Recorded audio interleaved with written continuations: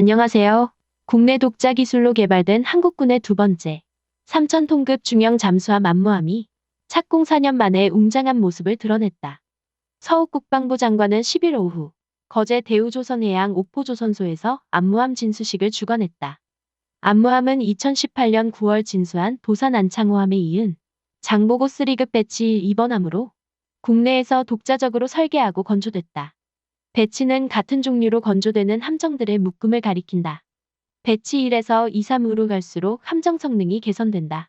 특히 초기 설계 단계부터 민 광군 협력으로 잠수함의 두뇌 역할을 하는 핵심 장비인 전투체계와 소나 음파 탐지기를 비롯해 다수의 국내 개발 장비 등을 탑재했다. 전체 국산화 비율은 76%다.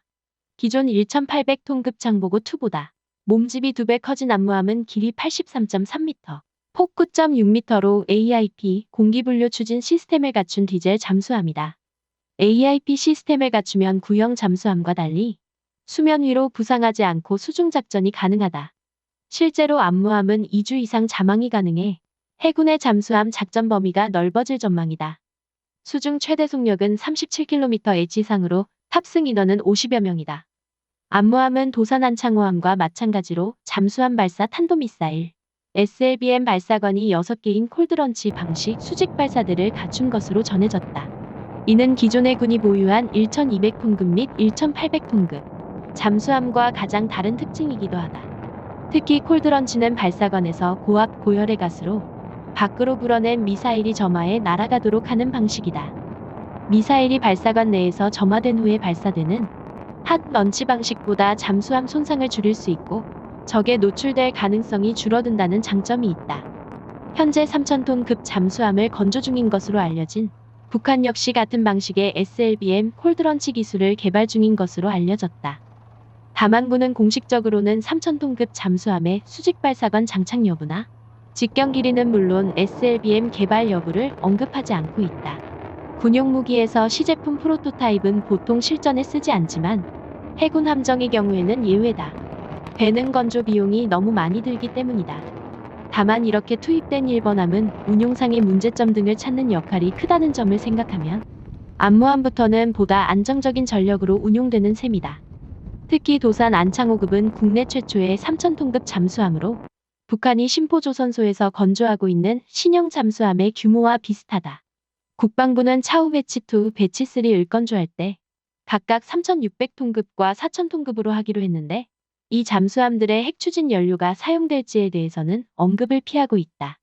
암무함이라는 한 명은 독립운동에 공헌하였거나 광복 후 국가발전에 기여한 인물을 사용해온 전통에 따라 봉오동과 청산리 전투주역인 안무장군의 이름을 땄다.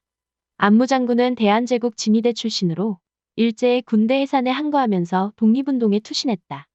1920년에는 봉오동 전투, 청산리 전투에 참가해 일본군을 대파하는 등 승전에 큰 공을 세웠다.